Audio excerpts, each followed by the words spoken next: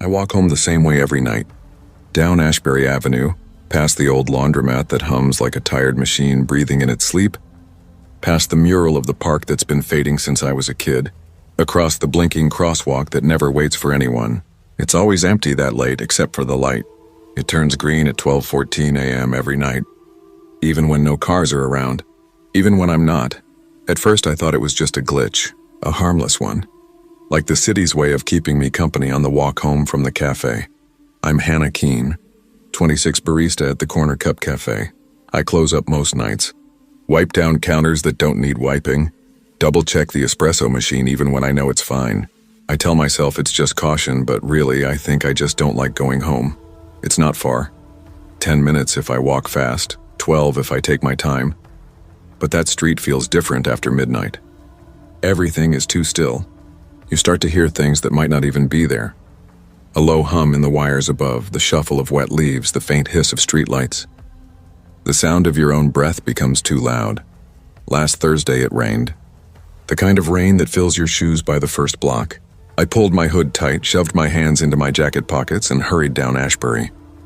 The whole street shimmered, puddles glowing under yellow streetlights, power lines buzzing faintly overhead.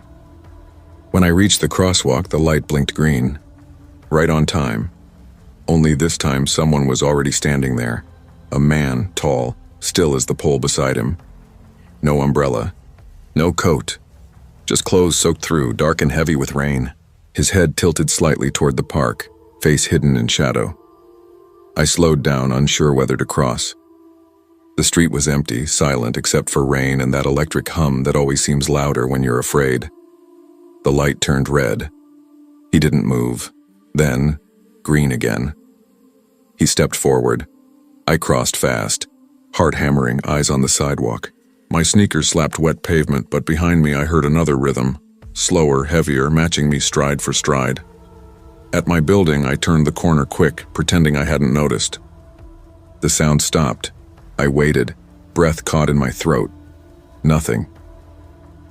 When I finally looked back, the crosswalk light was still blinking. Green, red, green, and he was there again. Same spot, same stance, watching. That was 3 nights ago. Since then, the light turns green every night, no matter what time I pass. Even when I take another street. Even when I drive. I tried ignoring it, but yesterday I saw the reflection in the cafe window.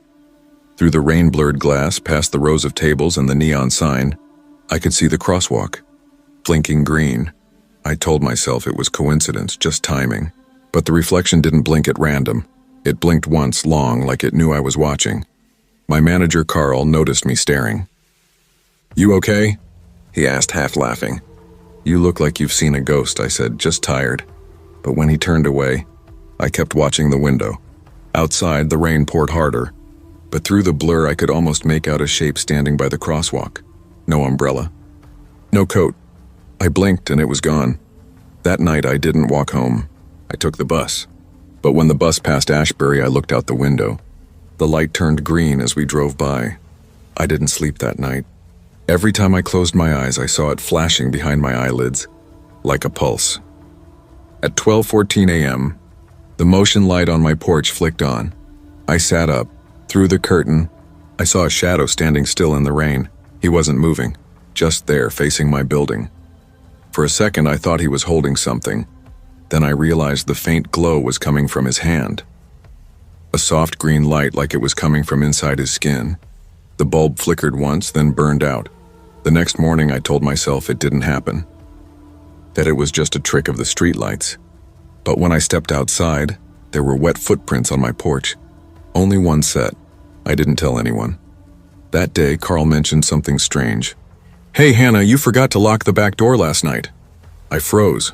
"I didn't," he shrugged. "Camera caught it opening around midnight. No one there. Maybe a sensor glitch. Maybe." My voice sounded far away. That night I went back to the crosswalk with my phone camera. I needed proof, something real. The street was empty, wet, quiet. Red light tower, 12, 13, still red, and 12 and 14 green, no cars, no movement. Just the sound of rain and my breathing. I lifted the phone to record. Then, through the lens, I saw him, standing in the middle of the street, exactly where the light hit the pavement. His head tilted slightly, like before. His face was pale, blurred by water. He looked up, directly at me. The light turned red. He didn't move. Then green again. He stepped toward me. I turned and ran. When I got home, I locked every door, checked every window. My hands wouldn't stop shaking. When I checked the recording, it was blank. Just static. No sound, no rain. Just faint breathing that wasn't mine. The next day, I read an old local news article. Pedestrian killed at Ashbury Avenue crosswalk, 12:14 a.m. No name listed. No suspect.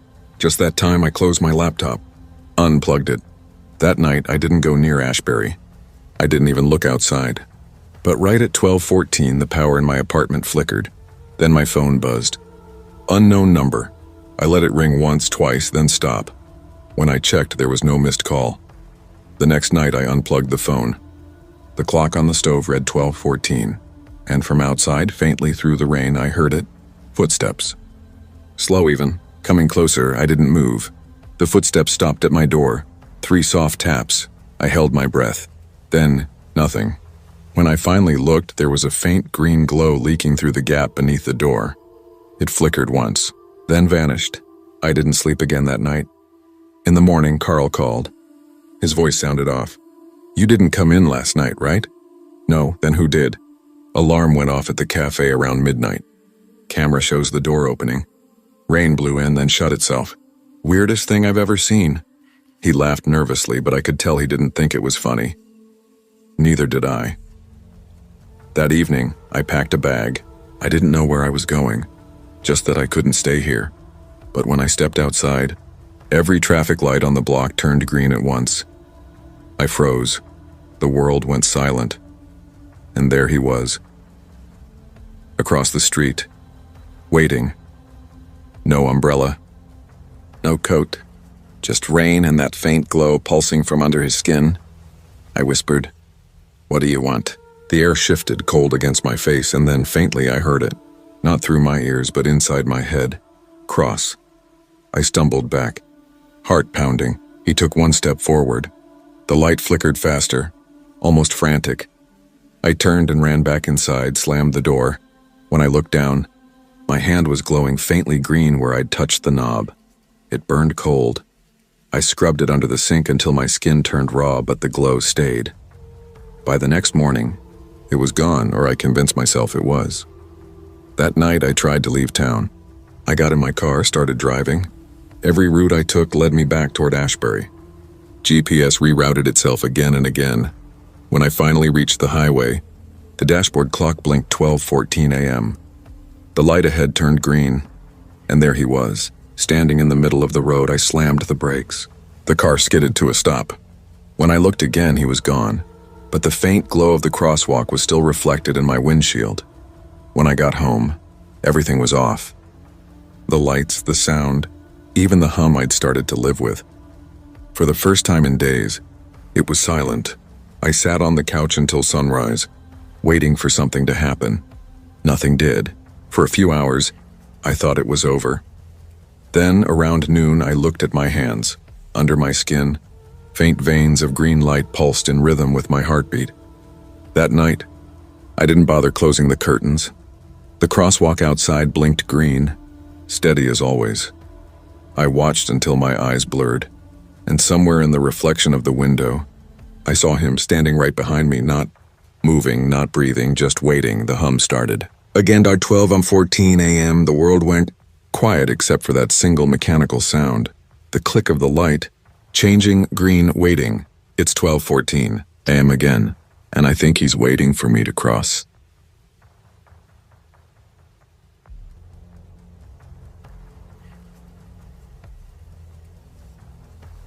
I never used to notice the streetlights.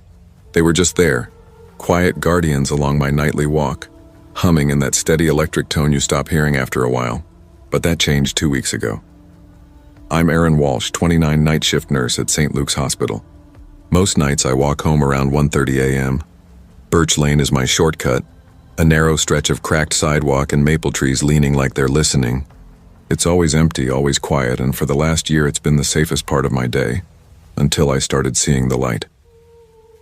There's only one streetlight on Birch Lane that stays on after midnight. Right in the middle of the block, buzzing faintly like a fly trapped inside glass. The others blink off one by one as I approach, but that one never dies. The first time I noticed it, I was bone-tired. 12-hour shift, 2 codes, 1 patient who didn't make it. My shoes were soaked from mopping blood off the trauma floor. The air smelled like antiseptic and rain. I just wanted to get home. Halfway down Birch Lane, the light flickered just once, then steadied, but my shadow didn't. It lagged a second behind, then lifted its head like it was looking back. I froze. My breath fogged in the cold. I told myself it was exhaustion, a trick of light. Still, I hurried the rest of the way home without looking down again. The next night, I told myself I'd imagined it. I even laughed when I turned onto Birch Lane. But the moment I stepped under that same glow, the hair on my arms lifted, the light buzzed louder, and when I glanced at the pavement, my shadow was there again, only this time its head was tilted toward me. I took a step. It didn't. The breath caught in my throat. Then slowly the shadow smiled. Not a trick of light. Not a flicker. Its mouth stretched wide, wrong until I could almost see teeth. I ran. The whole way home. The next morning I went back in daylight. Everything looked normal. The streetlight was just a pole, rusted metal, cracked glass, base ringed with cigarette butts. But right beneath it, burned into the sidewalk, was a dark stain. The shape of a person's outline. It looked like something had been scorched there. At work, I told Mara, one of the nurses from my floor. She's the kind of person who jokes through everything, blood, death, even grief. She laughed. You probably saw your reflection in a window, she said. There aren't any windows on Birch Lane, I told her. She shrugged. Then maybe you're just seeing things. You've been working too many doubles. Maybe she was right. That night I tried to take a different route home, but halfway through I found the road blocked. Construction, flashing orange barriers, a sign pointing back toward Birch Lane. Every light on the detour was out except one. The same buzzing glow, waiting for me. I stood at the corner for a full minute, hoping another car might pass, someone else to share the street with. No one came. Finally, I crossed. The light ahead flickered once, twice, then steadied into a harsh white glare that drowned everything around it. The rain stopped. Even the sound of my footsteps vanished. Under that glow, the world went still. That's when I saw it. Another shadow on the ground beside mine. Tall, thin, head hanging low, hands too long, reaching almost to its knees. It didn't move when I did.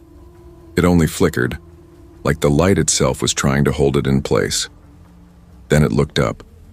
I saw the outline of its face on the pavement. Hollow eyes, a mouth too wide. The hum turned into a deep vibration, shaking the air. I stepped back. The light dimmed. The shadow didn't fade. It started to crawl. That was enough. I ran, didn't stop until I reached my apartment. The next day I called in sick.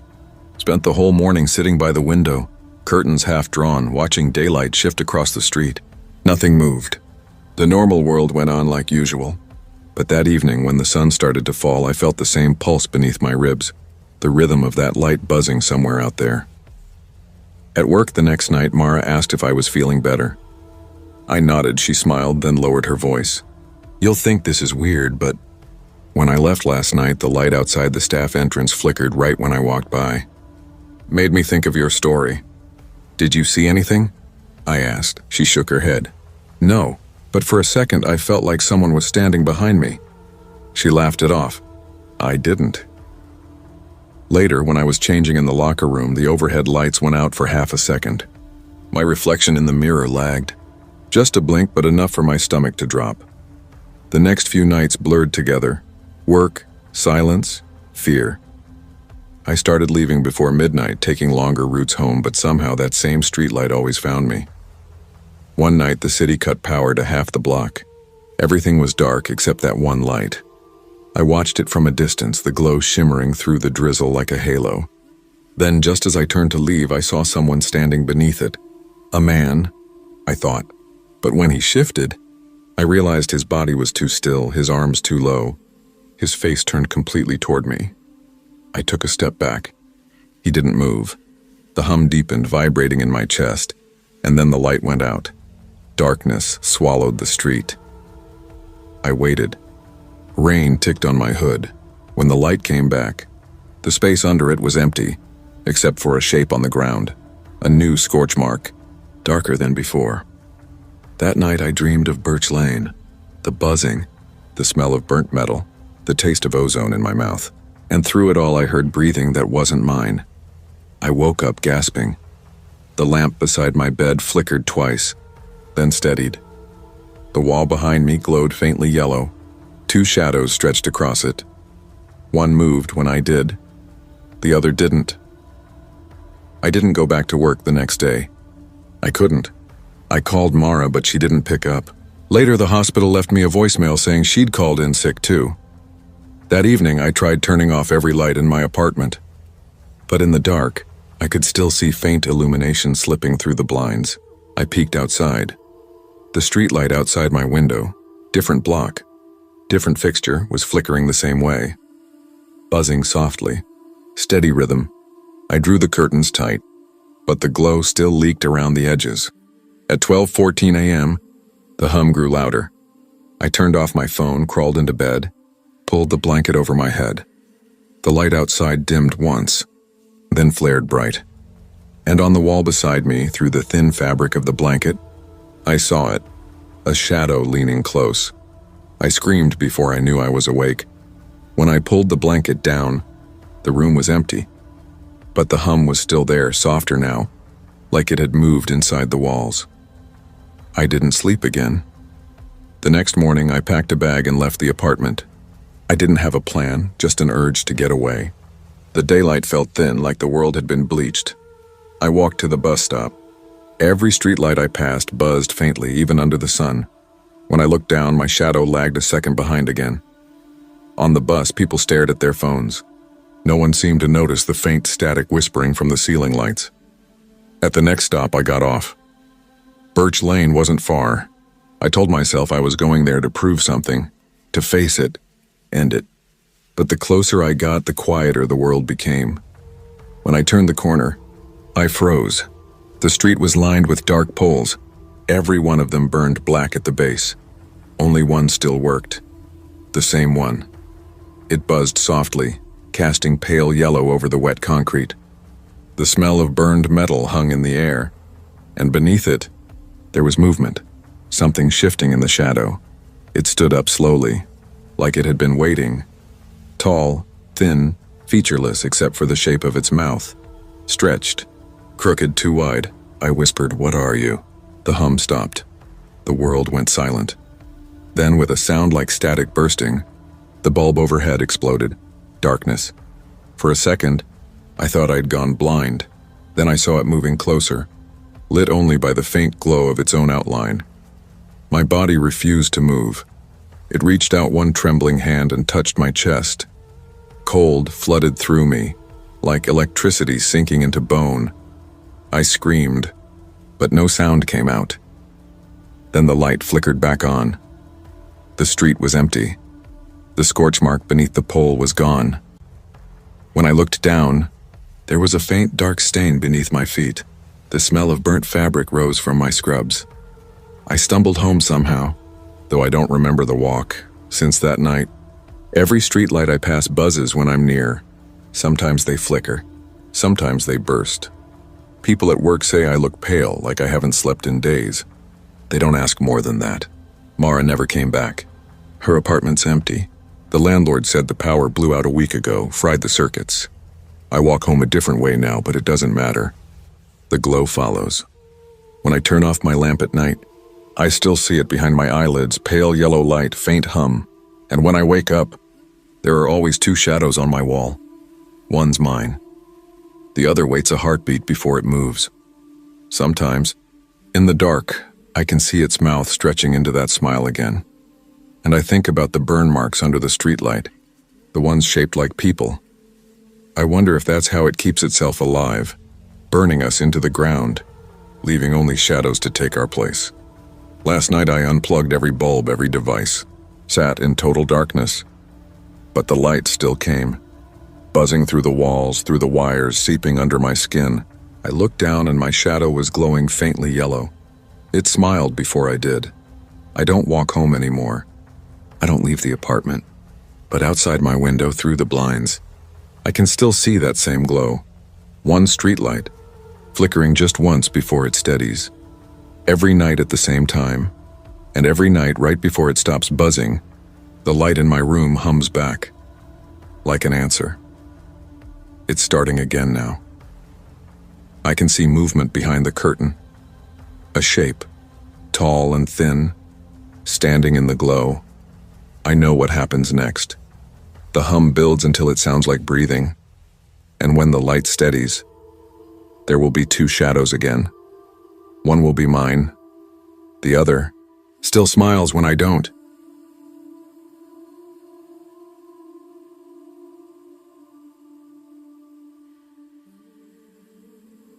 It started with glass.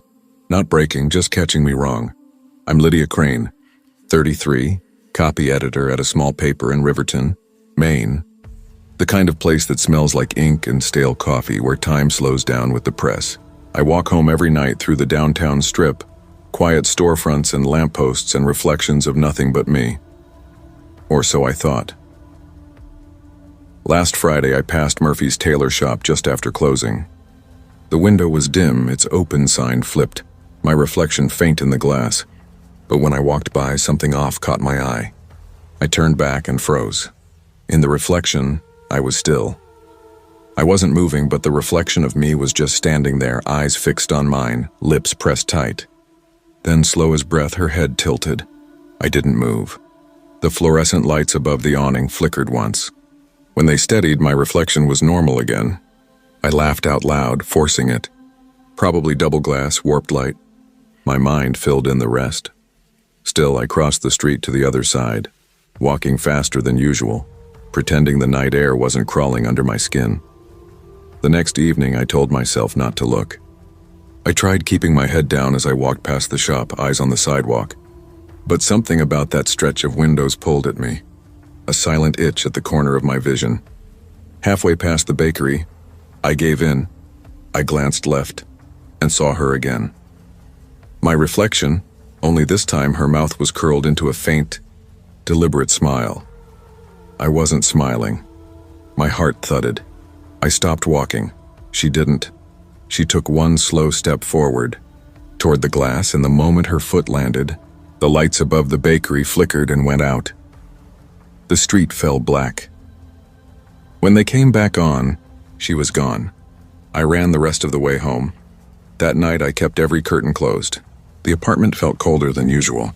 When I brushed my teeth before bed, I couldn't bring myself to look into the bathroom mirror. I kept my eyes fixed on the faucet until the lights started to hum and flicker again.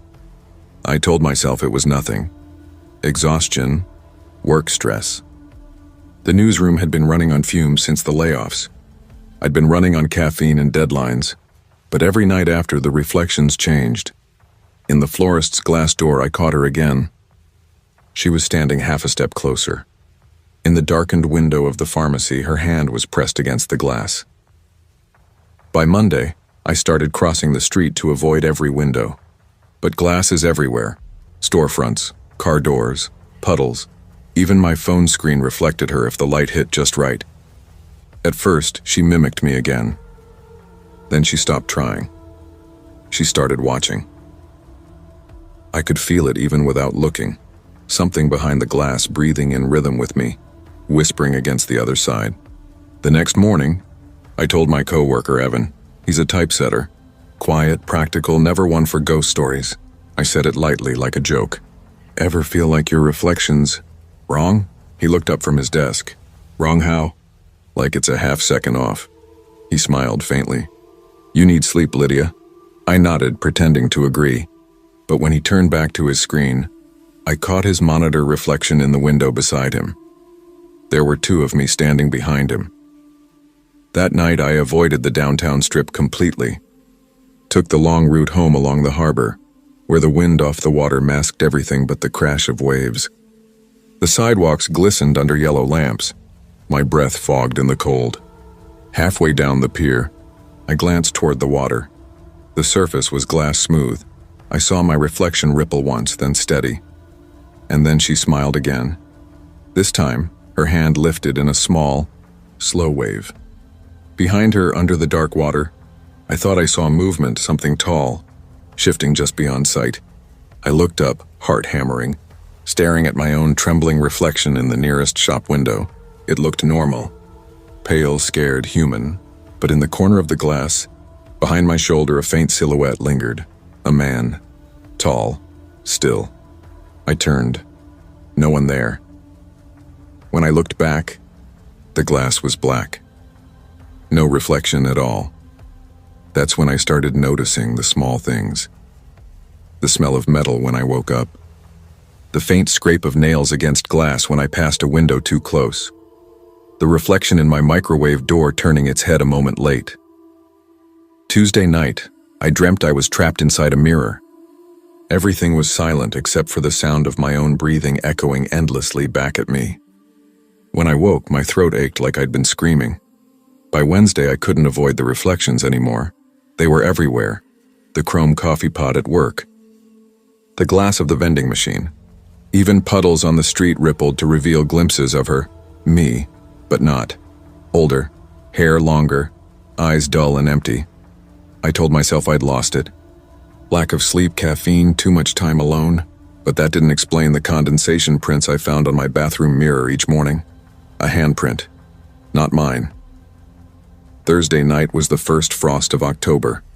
I walked home bundled up, headphones in, trying to drown out the sound of my thoughts. But when I passed Henderson's Hardware, I saw her again.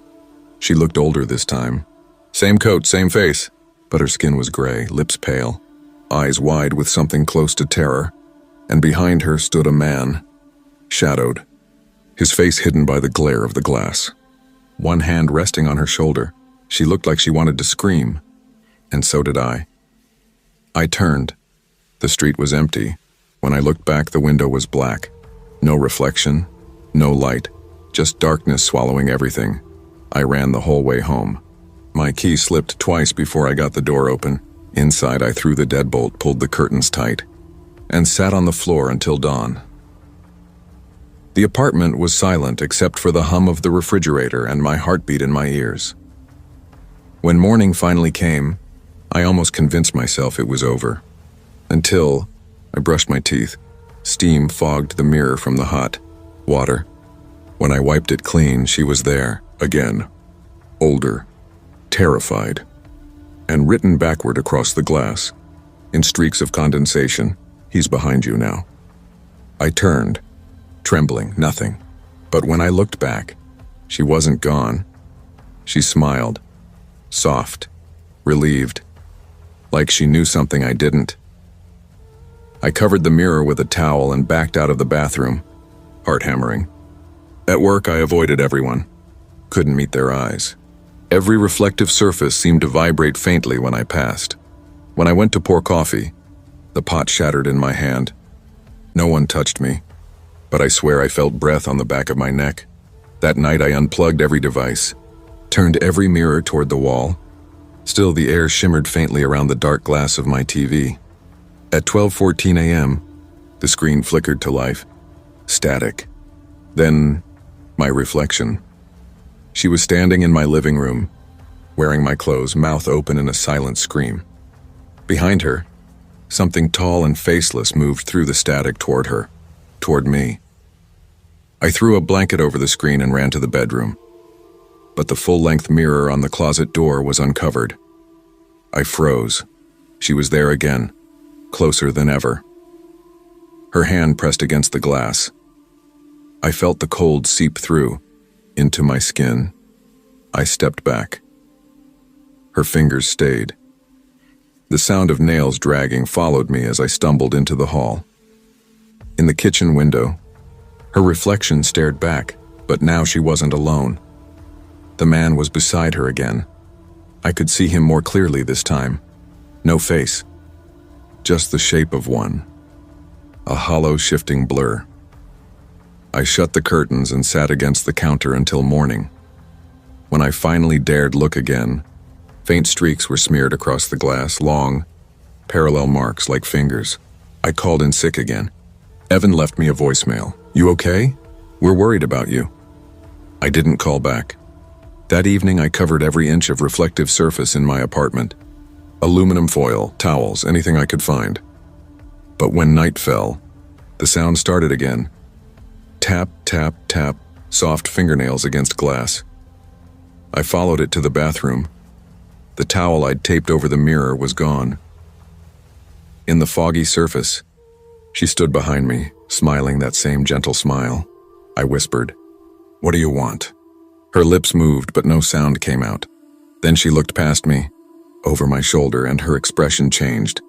Terror, sudden and raw. I turned, slow, my skin prickling with static.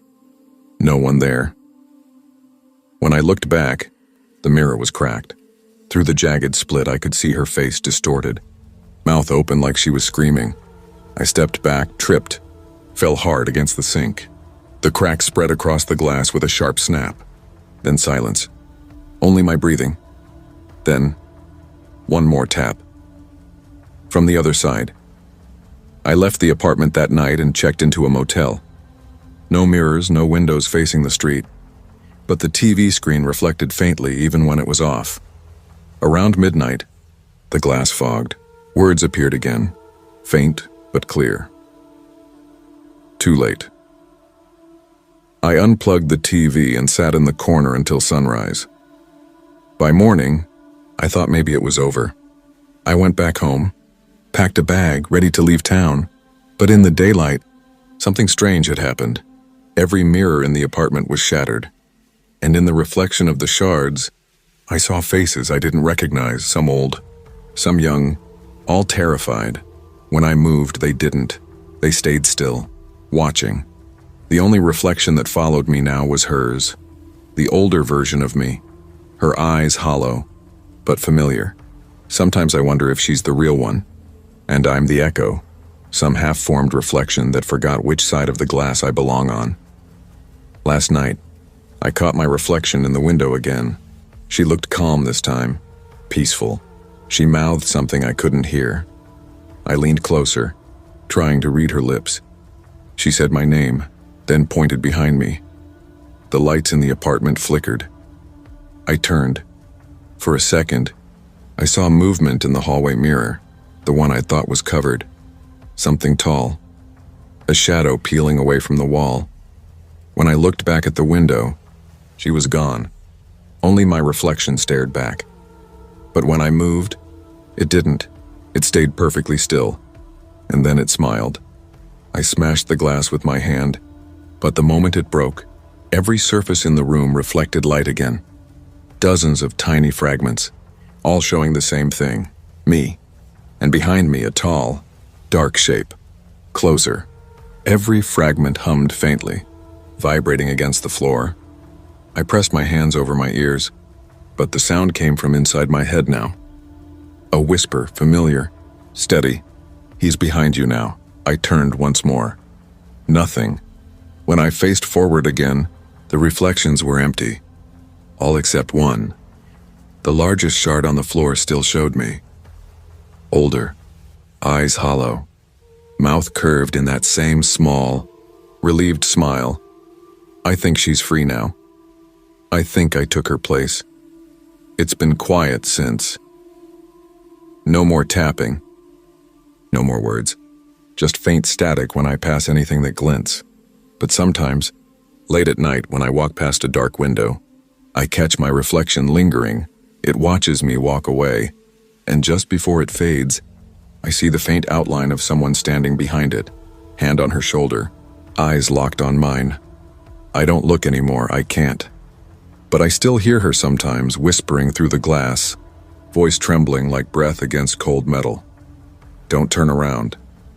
I don't.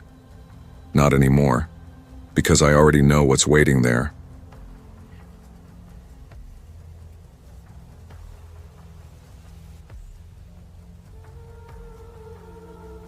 Every night I cut through the alley behind Fenton Street. It saves 5 minutes. 5 minutes that always feel longer than they should. I'm Olivia Dean, 31, veterinary nurse in Merrow Creek, Pennsylvania. My shift ends at midnight and the alley's the fastest way home. It smells like wet cardboard and engine oil. Always cold even in summer. Last Tuesday I heard it, a voice. Soft, low, almost kind. It said my name. Not shouted, whispered, like someone speaking through the dark itself. I stopped. The sound came again, Olivia. It came from deep in the alley, past the dumpsters near the old brick wall that never catches light.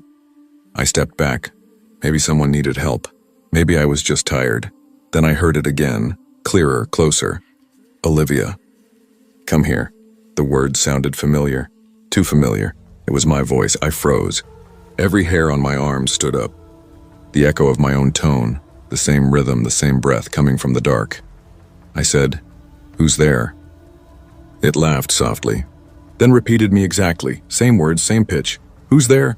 The sound bounced off the brick, but the timing was wrong. Half a second late, like a bad recording.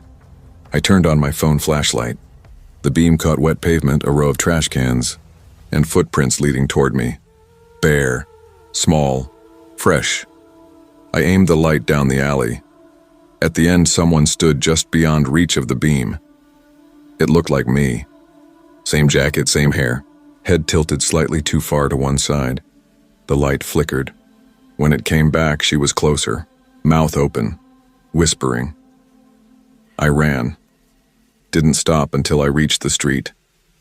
The whisper followed, soft and broken, like my own voice chasing me through static. At home, I slammed the door and threw the bolt. The echo finally stopped. Until my phone buzzed. A voice memo. No sender. The title read, Home. I hit play. It was my voice, whispering from somewhere close. Next time, don't run. I deleted it.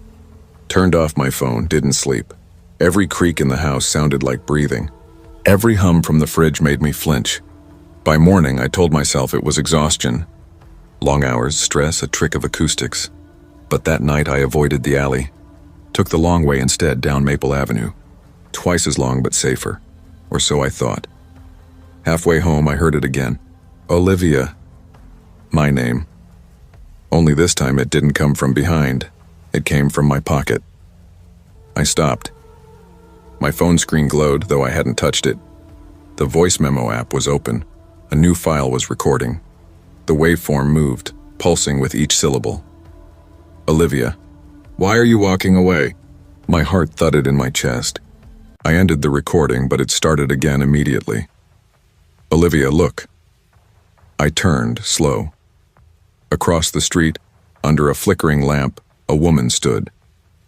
Same jacket, same shape. The light buzzed, dimmed, flared again, and she was gone. I walked faster. Every step I took echoed twice. Once from my shoes, once from somewhere else. When I reached my building, I locked the door and set my phone face down on the table. It buzzed once, the screen flashed. Another voice memo. Title, Almost There. I didn't listen. I didn't need to. That night I dreamed of the alley. It was longer than before, endless almost. The walls curved inward, and at the far end I saw myself standing in the dark, whispering into a phone. When I woke, my throat hurt. My voice was hoarse, like I'd been talking all night. The clock read 3:17 a.m. My phone light blinked, a notification. New recording saved 3 hours a.m. I played it with shaking hands. There was only one word, closer. The next day at work, I tried to act normal. Fed the dogs, cleaned cages, smiled for the clients, but every reflective surface caught my attention. Stainless steel, glass cages, polished tiles, each one seemed to hold a shimmer, a blur of motion just behind me. By evening, I was jumpy enough that Dr. Keller asked if I was okay. Just tired, I said. He smiled kindly. You should get more sleep. You've been on every closing shift this week. I nodded, forcing a laugh. But when I turned to hang up my coat, I heard it. My voice, and just tired, behind me. I spun around. Dr. Keller was gone. The clinic was empty. The air felt heavier, thick with that damp smell of the alley. Then the phone in my pocket buzzed. Another voice memo. Title, Behind You. I didn't check it. I left. Outside, the streetlights flickered in rhythm with my pulse. The wind carried that same soft whisper, barely louder than breath. "Olivia." I walked faster. When I reached the alley, I hesitated. It was the fastest way home, and the other routes felt wrong. Like no matter which street I chose, I'd end up there anyway. So I stepped in. The air was colder, the shadows thicker. My footsteps echoed once, then stopped. But the whisper didn't. "Olivia, I missed you." The sound wasn't coming from ahead anymore. It was coming from all around me. I held up my phone flashlight. The beam hit the damp wall, glimmering on something wet. Words, written in streaks of condensation. "Welcome back." I backed away. The whisper grew louder. "You shouldn't have run." I turned. At the mouth of the alley stood my double. Pale, still.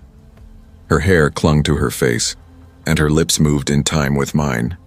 When I whispered, "What are you?" she whispered too. "What are you?" Then she smiled, a twitching, broken expression that didn't belong on a living face. I dropped the phone. The light rolled, spinning shadows across the wall. When it stopped, she was gone. Only the sound of dripping water remained. I ran. Again. Didn't stop until I was home. The whisper followed all the way to my door. Now it's every night. No matter which route I take, the voice finds me, sometimes from my phone, sometimes from the vents, once from the reflection of my microwave, always saying my name, always using my voice. 3 nights ago, it started talking before I did. When I answered a coworker at the clinic, I heard myself respond a split second earlier from somewhere else. No one else noticed. I tried recording it, but the files won't play. They're there, hours of audio, but silent when opened. Last night I dreamed again. The same alley.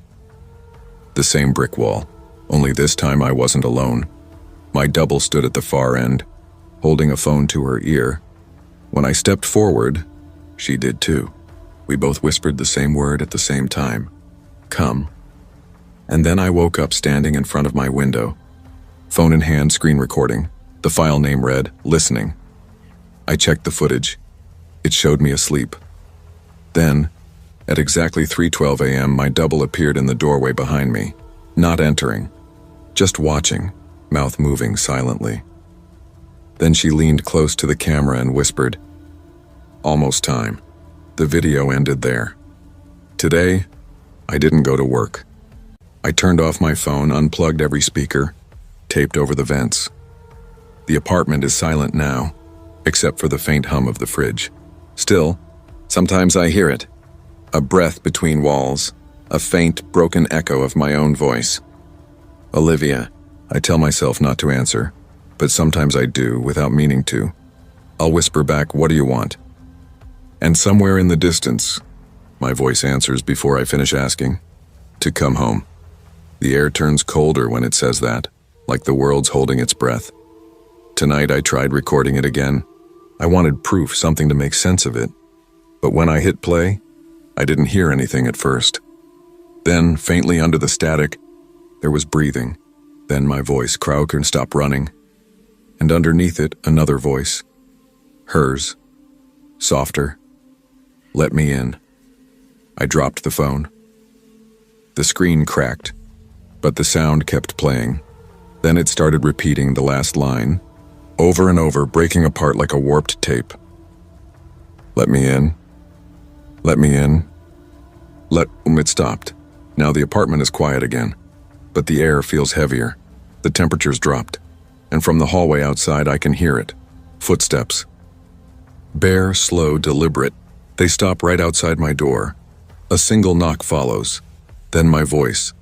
"Olivia, it's cold out here." I back away from the door. The whisper comes again, this time from inside the apartment, right behind me. "Please, let me stay." I turn. Nothing there. Only my cracked phone on the counter, recording.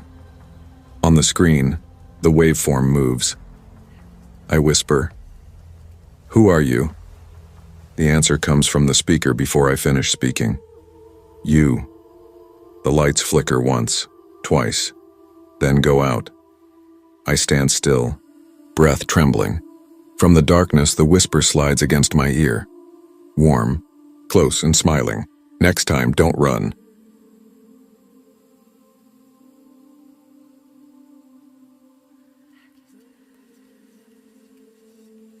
Phones die at the worst times.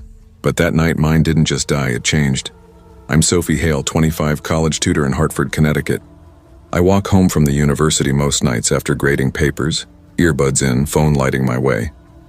The city's quiet after midnight, the streets thin, the air sharp with the smell of rain-soaked leaves and old brick. That night it was colder than usual, the kind of chill that seeps through your coat and lingers in your teeth. The streetlights hummed faintly, halos trembling in the mist. It was 12:09 a.m. when my phone hit 10%.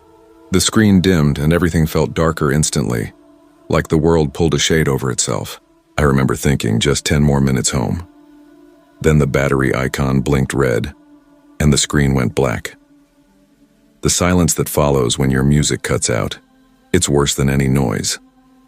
It's the kind of silence that lets you hear everything you shouldn't. The scrape of your shoes, the hum of the wires, your heartbeat syncing with your steps. Then I heard another set of footsteps, lighter, faster, behind me. I turned, half expecting to see another late-night walker. The sidewalk stretched empty under the orange glow of the lamps. Nothing.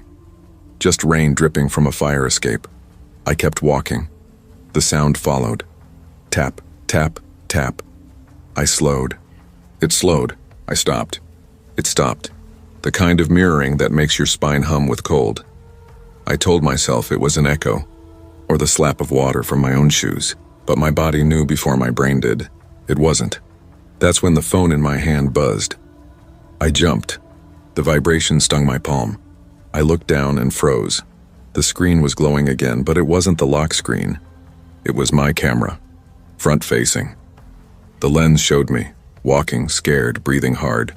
The reflection of light rippled across my wet hair, my face pale and distorted through the rain. I was framed perfectly in the center of the screen, and behind me in the reflection of a glass storefront was someone else.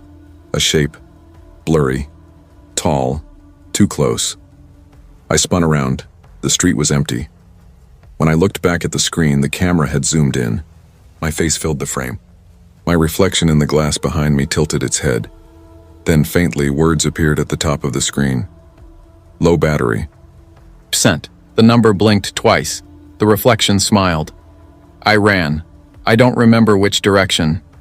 Only the sound of my breath clawing out of my chest, the slap of my shoes against wet concrete, the hollow echo of those other steps following just out of sync. I stopped under a streetlight 2 blocks later, hands shaking, phone still in my grip. I could feel static building on my skin, that electric pressure before a storm. The hairs on my arms lifted. The phone buzzed again. It shouldn't have. The screen flickered once. Then it turned itself back on. The camera feed was still live. I watched, frozen, as my reflection leaned closer. Her face, my face, was whispering something. I could see my lips moving, my eyes wide and wet, but there was no sound. The camera zoomed again until her face filled the screen. Then it froze. For a full second, the image held. Then everything went black again. I turned the screen toward myself, using it as a mirror, just to make sure I looked normal. That's when I saw them. Eyes, behind me, pale, wide, inches away. I screamed and spun around. Nothing. Only rain, dripping from a power line overhead, hissing against the sidewalk. I ran the rest of the way home without stopping. Inside my apartment, I locked every door, every window, turned on every light. I dropped the phone on the counter like it might bite me. It buzzed once. The screen lit up. Percent, upload complete. Below that, a single file appeared, a video, titled, Walking Home, Live. I didn't remember recording it. My hand hovered over the thumbnail. My pulse thudded in my ears. I hit play. The footage started in static like an old VHS tape. Then it stabilized. I was walking down the same street, my phone in hand just like earlier, Only this version of me didn't look up. Didn't notice the camera was filming. She kept walking, and behind her, behind me, something followed. Not a person. Not really. Just a blur taller than any human. Its outline rippling like smoke underwater. At one point, the me on screen turned her head, like she felt it too. Then the thing stepped closer. Its shape flickered, stretching across the screen like interference. The image cut out. I stood there, frozen, the phone burning hot in my hand. When the screen went black, it didn't go off. The camera turned back on by itself. This time, it wasn't recording the room around me. It was showing me from across the kitchen, like someone else was holding it. I saw myself standing there, trembling, looking down at the screen. And then, behind me in the reflection on the oven door, something moved.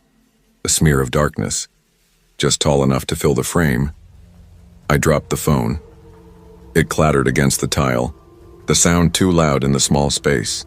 The screen cracked, but it didn't go out. Static filled the display, faintly glowing in the dark. Then it buzzed again, and the camera flipped back to front-facing.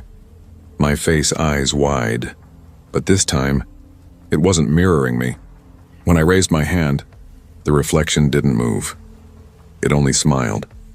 I grabbed a dish towel and threw it over the phone, heart pounding so loud I could barely think. The buzzing stopped. The apartment was silent except for the ticking of the old wall clock and the rain outside.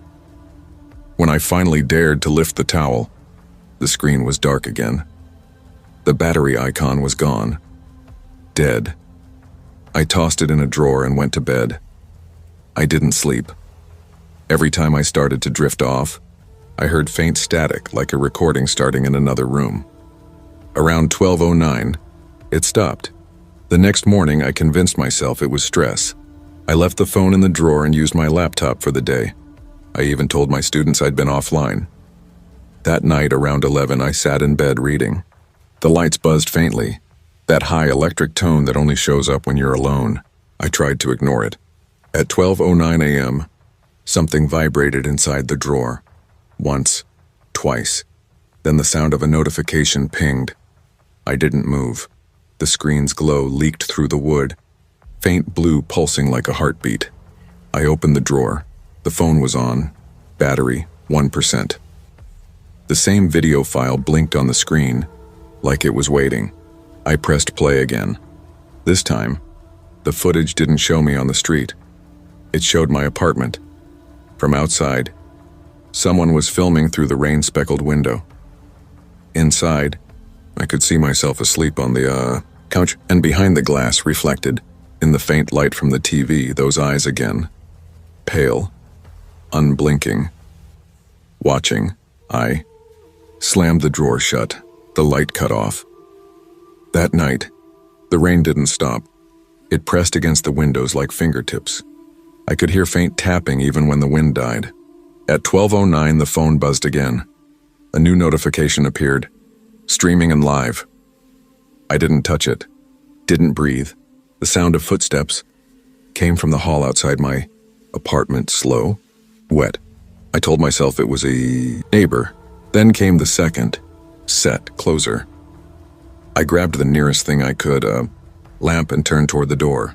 The sound stopped. For a full minute, nothing moved. Then my phone buzzed again, louder this time. I turned back. The screen showed the camera feed again. Only now, the footage was coming from inside the apartment. Behind me, I could see the back of my head, the door, and something standing between them. A blur. Tall, dark, formless except for the faint white of two eyes. The image flickered once, and when it cleared, the thing was closer, right behind me in the frame. I dropped the lamp and spun. Nothing. The hallway was empty, but the phone still buzzed. Its screen now read, "Upload complete," and beneath it a new file name, "Sleeping Alive." I unplugged every device in the apartment, turned off the Wi-Fi, even pulled the battery out of my smoke alarm. Then I took the phone to the kitchen and shoved it into the freezer. The humming stopped. The quiet felt wrong. Too sudden. I sat on the couch staring at the blue light leaking from the freezer door. By morning, it had gone out. I called my service provider later that day, told them my phone had been hacked. They said it wasn't possible. It wasn't even on the network anymore. When I took it to the repair shop, the guy looked at me like I was crazy. "This phone's dead," he said, tapping the black screen. "Battery's fried. It shouldn't even be able to turn on." He handed it back. "Get a new one," he said. I did. That night, I left the new phone on my nightstand and fell asleep early. At exactly 12:09 a.m., it vibrated. I opened my eyes to see the screen glowing faintly. A notification flashed across the top. Connected to nearby device. I sat up slowly. The old phone was still in the freezer, or at least, it should have been. When I walked to the kitchen, the freezer door hung open. The inside was dry, empty. The phone was gone. The new one buzzed again. I looked down. The camera app had opened itself. Front-facing. My reflection on the screen was clear. Too clear.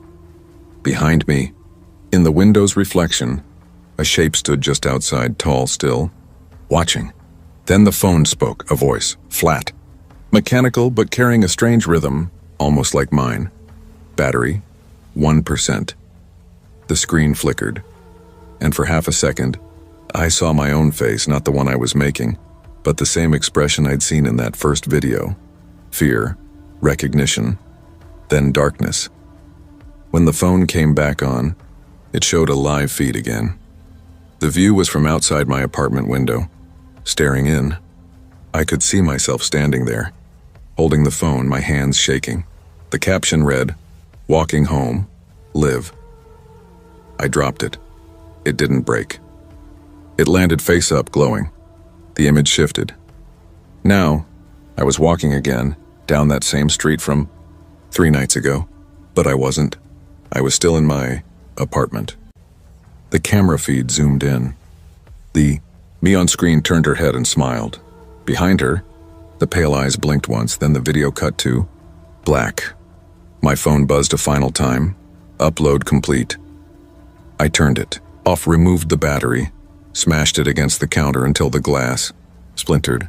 Then I dumped it down the trash. Shoot, for a few nights, nothing happened. No buzzing, no rain, no footsteps, until last night. At 12:09 a.m., the lights in my apartment flickered. The TV came on by itself. Static. Then my own voice, faint and echoing, whispering through the speakers. I'm still walking. The screen glowed blue. And there I was again, walking through the dark, phone in hand, eyes wide and shining. The same street. The same time. Only this time, something else was walking beside me. A shadow stretching taller than the lamps, keeping perfect pace. When the video ended, the TV went black. The sound of rain started against the window. I checked outside. Clear sky. But reflected in the glass faintly, I could see the outline of a person standing right behind me. The phone on the counter buzzed. The screen cracked open like a mouth of light. A new file appeared. Streaming. Lived the timestamp 12:09 a.m. It was still recording, still uploading, even without power. Now, every night at exactly 12:09, the phone lights up. No signal. No battery. Just that same feed, me walking, always walking. The camera following too close. And behind me, those pale eyes closer every time. Sometimes, I think I see my reflection smile before I do. Sometimes, I swear I can feel the cold breath behind my neck when the feed starts. And even when I turn off every light, I still see the faint glow of that 1% burning in the dark.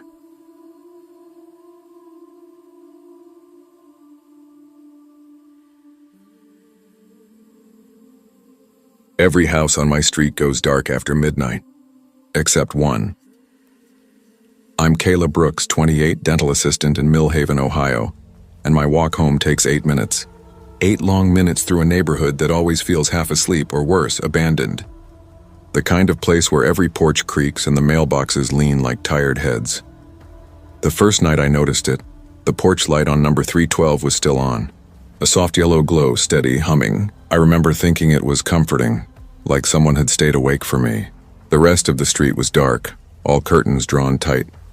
But that light burned warm through the fog.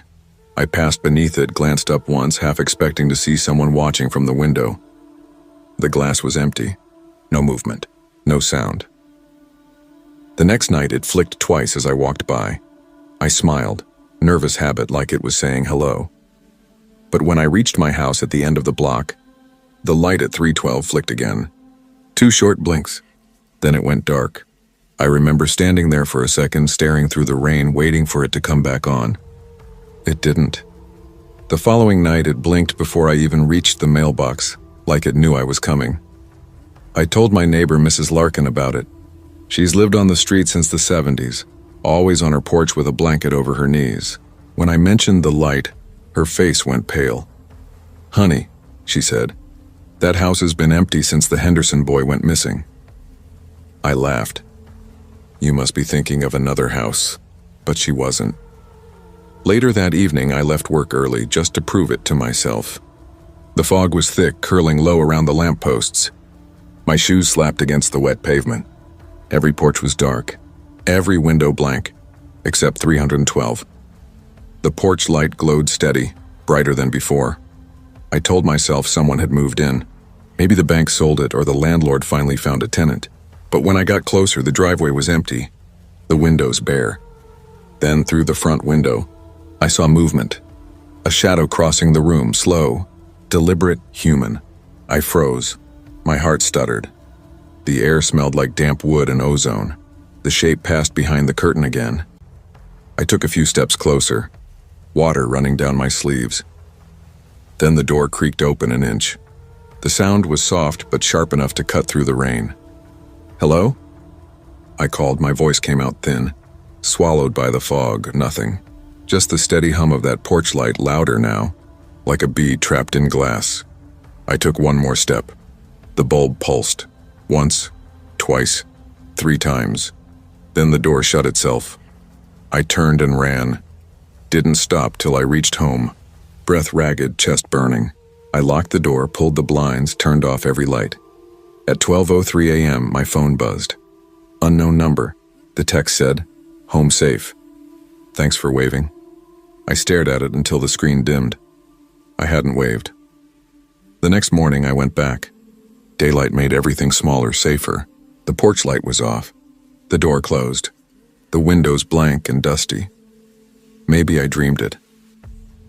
That's what I told myself when I saw the realtor's sign half buried in the weeds. For sale by owner. But later, walking home after work, the light was on again, bright yellow, waiting. By the time I reached my corner, it blinked twice, 2 short pulses, like an answer. That night I barely slept. I kept glancing toward my window, half expecting to see that glow bleeding through the blinds.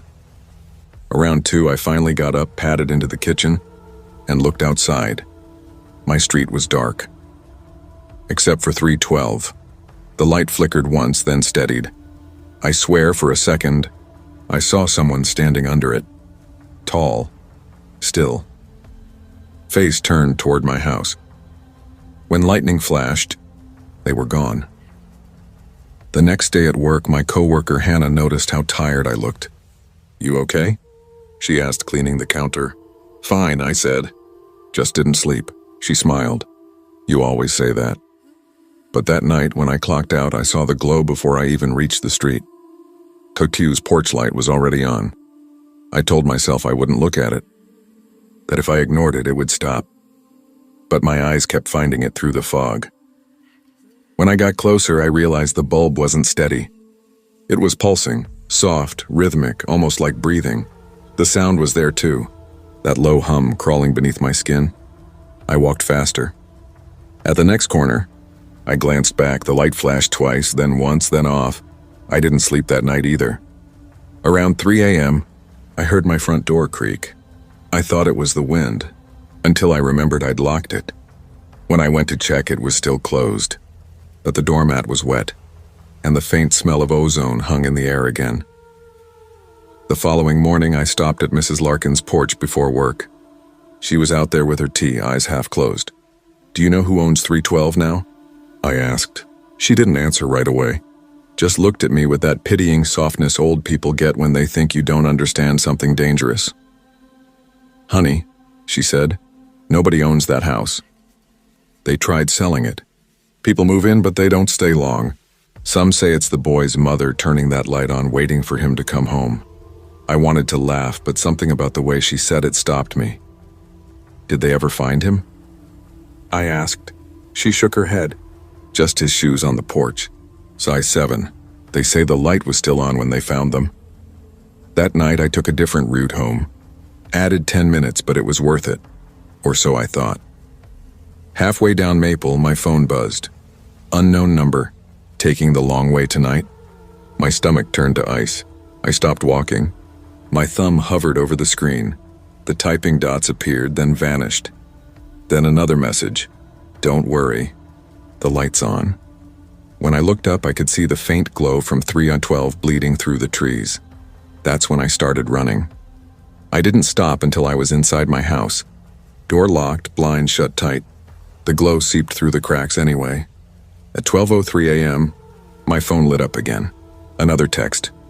"Home safe. Thanks for waving." I threw the phone across the room. It hit the floor, buzzing once before going still. For hours, I sat in the dark, waiting for morning. When it finally came, I walked to 312 again. I don't know why. Maybe to prove it was real. The porch light was off. The bulb was cracked, glass dusting the step beneath it. But when I bent down, the faint hum was still there. It wasn't coming from the light. It was coming from inside the house. I looked through the front window. The living room was empty, except for one thing. A chair facing the window, and on it a small lamp, unlit. On the wall behind it, something written in big, black letters, "Welcome home." I stepped back so fast I tripped on the curb. Behind me, a car passed, splashing water across my legs. When I looked again, the writing was gone. Only dust. By the time I got to work, I was shaking. I told Hannah what I'd seen. She frowned. "You sure it wasn't graffiti? Some squatter, maybe?" "Maybe," I said, but my voice didn't sound like mine. That night, I stayed late on purpose. Paperwork, inventory, anything to stretch the hours. When I finally left, the streets were empty. The glow from 312 was visible from halfway down the block. I didn't want to look, but I did. The porch light wasn't yellow anymore, it was white, harsh, too bright for one bulb. And through that glare, I thought I saw someone standing under it again. A figure, small this time, barefoot. When I blinked, it was gone. I crossed the street, forcing myself not to run. At the next intersection, my phone buzzed again. "Home safe?" No number, I didn't answer. The light blinked twice, then once, then off. When I reached my porch, the motion light above my door flickered on. For half a second, it glowed that same unnatural white. Then it went back to normal. The next morning, I found a footprint on my doormat. Small bare boy. I told myself it was a trick of weather. Condensation, something explainable. But that night, as I brushed my teeth, I heard the faint buzz again. At first, I thought it was the bathroom light, but when I turned it off, the sound stayed. It was coming from outside. I went to the window. 12's light was on again. Only this time, I wasn't alone. In the reflection of my glass behind me, a faint yellow glow bloomed inside my living room. I turned. My lamp was on. I hadn't touched it. And next to it, on the floor by the window, two small, wet footprints trailed toward the hallway. The phone on the counter buzzed. Another message. "Thanks for waving." I don't remember dropping it. But I must have, because when I woke up, it was morning, and the phone lay face down on the floor, screen cracked. No messages, no history. But the faint outline of a small handprint was smeared across the glass. That was 2 nights ago. Since then, the porch light at 312 never turns off, not at dawn. Not at noon, always on, always humming. And every night when I walk home, it flicks twice as I turn the corner. I try not to look, but sometimes I catch it out of the corner of my eye. Just a faint movement in the window. A small figure watching. Waiting. Last night, I covered all my windows, unplugged every lamp. Still, around 12:03 a.m., the glow crept through the cracks in the blinds, soft yellow light, pulsing in time with my heartbeat. I got up, hands shaking, and looked outside. My street was empty. The light at 312 was off, but the one on my porch was on. Buzzing, humming, and through the narrow slit in my curtains, I saw movement, someone standing just beyond the glow. Small, barefoot, I whispered, "Who's there?" The figure didn't move. Then, from somewhere inside my house, a second light flicked on, warm, familiar. My living room lamp, the one I'd unplugged. And from the corner of my eye, through the reflection in the window, I saw it. The same figure standing behind me now, closer than before. When I turned, the room was empty, but the lamp was still on, and beneath it water pooled on the carpet, spreading slowly toward my feet. I don't sleep anymore. Every night, I sit by the window watching that glow outside, waiting for it to stop. It never does. The light doesn't belong to 312 anymore. It follows me. Sometimes it flickers from the bathroom mirror, sometimes from under the door, always humming, always waiting. And last night, for the first time, it spoke. Just a whisper through the static of the bulb. "Home safe." I didn't answer. Now, as I sit here writing this, the light in my hallway has started to flicker too. 2 short blinks, then 1, then silence. Outside, the porch light hums louder. I can feel the vibration through the floorboards. Something's standing on my porch again. The glow stretches under the door, spilling across the carpet like water. It's reaching my feet. And for the first time, I understand. The light isn't warning me, it's calling me home.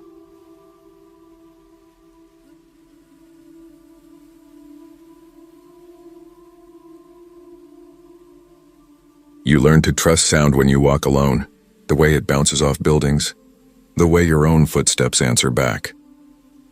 I'm Megan Ortiz, 30 night cleaner at St. Julian's Library in Haverfield, Massachusetts. Every night I take the same route home. 5 blocks of cracked sidewalks and flickering lamps, my breath visible in the cold, my keys gripped tight in my hand. The city sleeps early here. The air smells like wet leaves and rust, and the only sound is the rhythm of my shoes on damp pavement. That rhythm keeps me sane. It means I'm not alone. Last Monday, that rhythm broke. Halfway home, I noticed the echo was gone. My steps didn't come back to me. Just silence. I stopped and listened. Nothing but the faint hum of a streetlight above. Then I heard it. Footsteps behind me. Light, steady, close. I turned around. The street stretched empty, lined with parked cars slick from rain. No movement, no shadow, but the sound stopped too.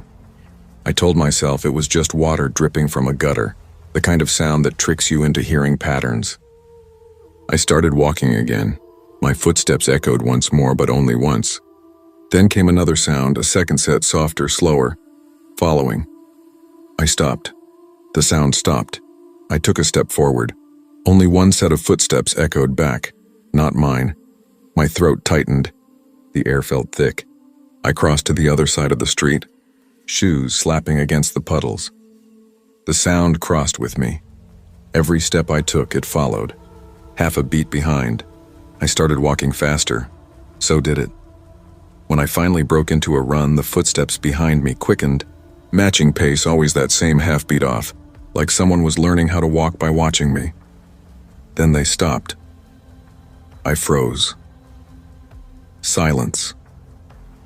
The street was empty, but the air felt charged, like before a thunderstorm. I looked down. Rain pooled around my shoes, and next to mine, in the puddle, was another set of footprints. Bare. Small. Facing the wrong way.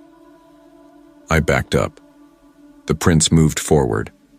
Water rippled outward, as if pressed by something invisible. That's when I realized the streetlights had gone out, every single one except the one above me. I stood in that circle of light, every nerve in my body screaming to run, and the puddles began to ripple again, like something unseen was walking slow circles around me. I didn't wait. I ran. Didn't stop until my apartment building came into view. The faint orange glow from my window felt like salvation. I fumbled my key, slammed the door behind me, locked it twice. The carpet was wet. Footprints trailed up the stairs, not mine, smaller, bare. I followed them anyway, because part of me needed to see where they ended. They led to my door, and stopped there. Under the light of the hallway fixture, something was written on the wall, faint and glistening. Wet footprints had formed words. Now we walk the same. I didn't sleep that night. By morning, the footprints had dried, leaving only faint stains. I told myself it was exhaustion, stress, the mind playing tricks after a 12-hour shift. I'd been cleaning the archives all week. Dust, old paper, that dry air that gets in your lungs. But that evening, when I locked up the library, the silence hit me again. No echo. The marble floors didn't bounce my steps back anymore. Even inside the building, something felt off. I turned off the lights one by one.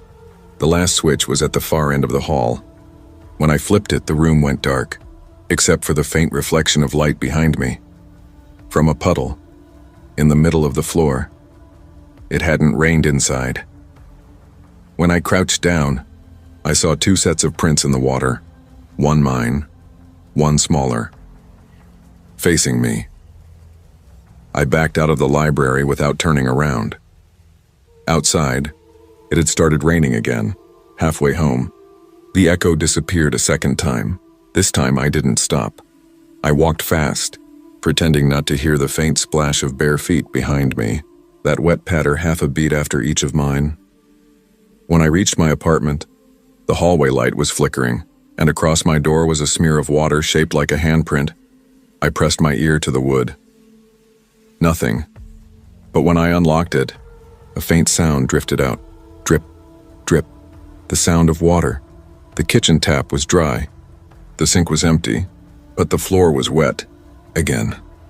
Footprints trailed toward the bedroom. Bare, small.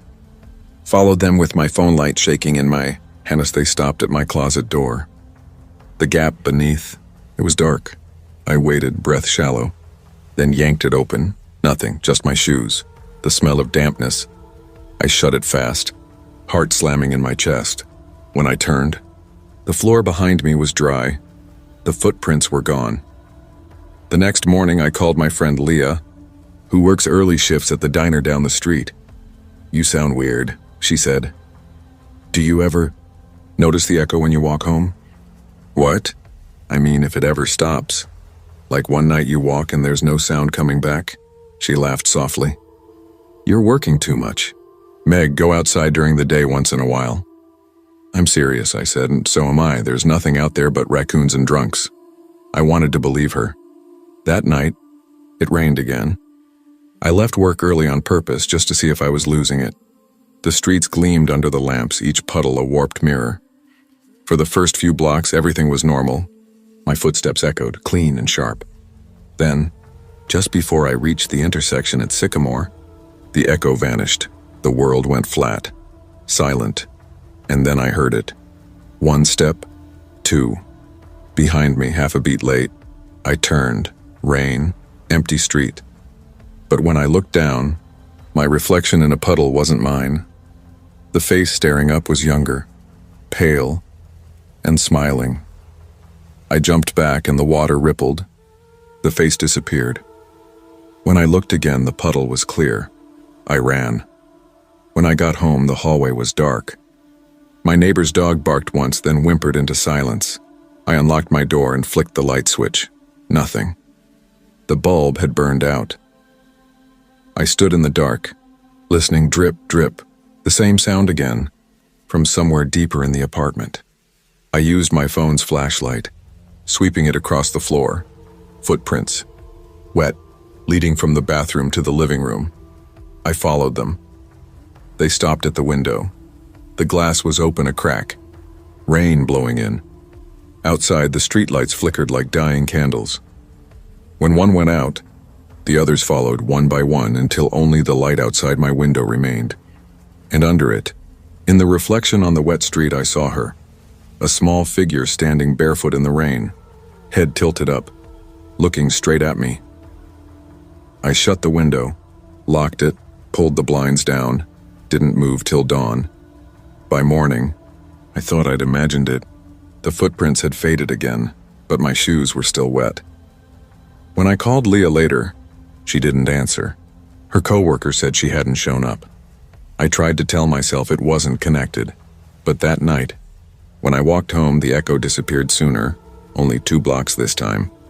And when I reached my door, there was a note slipped beneath it, a single sentence written in water on a torn library bookmark. Don't leave me behind. I didn't sleep that night. Every time I closed my eyes, I heard the wet slap of bare feet somewhere close. And underneath it, faint laughter, childlike, echoing from nowhere. The next evening, the library was quieter than usual. Even the air felt heavy. When I mopped the marble foyer, the water on the floor moved against the grain, spreading toward me instead of away. Then the sound started again. Footsteps, but not mine. I dropped the mop. Who's there? The sound stopped. I turned slowly. A trail of wet prints led from the doorway to the middle of the room. Small, bare. They ended at my feet. The air turned cold. My reflection in the wet marble blinked once when I didn't. That was enough. I left without locking up. By the time I reached home, the power was out on the entire street. Only my building still had light, one flickering bulb above the entrance. I climbed the stairs, breathing hard. Halfway up, the echo vanished again, no footsteps but mine. Then, half a beat later, hers, closer than ever. I reached my door, shoved the key in, slammed it shut behind me. Allenton, then, faintly. From the other side, 3 knocks, slow even. I didn't answer. After a while, I thought it stopped, but in the morning, water seeped under the door, and when I opened it, small, bare footprints trailed away down the hall. The cleaning lady was standing by the stairs, staring at the wet floor. She looked at me, pale. You hear them too? Hear what? The feet. She tapped her broom handle once. They don't echo anymore. That night, I stayed awake on the couch, lights on, window closed. At exactly midnight, the bulb flickered, and from the corner of the room, near the closet, came the soft pad of footsteps. 1, 2, then silence. I held my breath, heart beating too loud to think. The floor creaked. I raised my head just enough to see the reflection in the TV screen, dim, warped, but clear enough to make out a shape. Small, standing right behind me. Bare feet, dark hair hanging over her face. When I turned, she was gone. Only water pooled on the rug. I didn't move till morning. The next day, I quit my job. Told the library I was sick. I booked a motel across town. But that night, as I unpacked, I realized something awful. The motel room had no carpet, just tile, and still, when I took a step, there was no echo. Half a beat later, there was one. Hers. I went to the bathroom, splashed water on my face. When I looked up, the mirror was fogging over. Letters formed across it, written from the inside out. Now you can't go home. I stumbled back, my reflection still staring even as I turned away. In the hall outside, I heard footsteps running past my door, wet, bare. A child's laugh followed, fading into the distance. When I opened the door, the corridor was empty, but water streaked the floor all the way to the stairs. I didn't follow it. I just packed and left, driving until the sun came up. But even here, in a different town, different streets, the sound still finds me. Every time I walk alone, there's that half-beat rhythm. 1 step mine, 1 step hers. No echo, just the sound of something small and unseen keeping pace. And sometimes, when I stop, it doesn't. It keeps walking, circling, waiting for me to follow.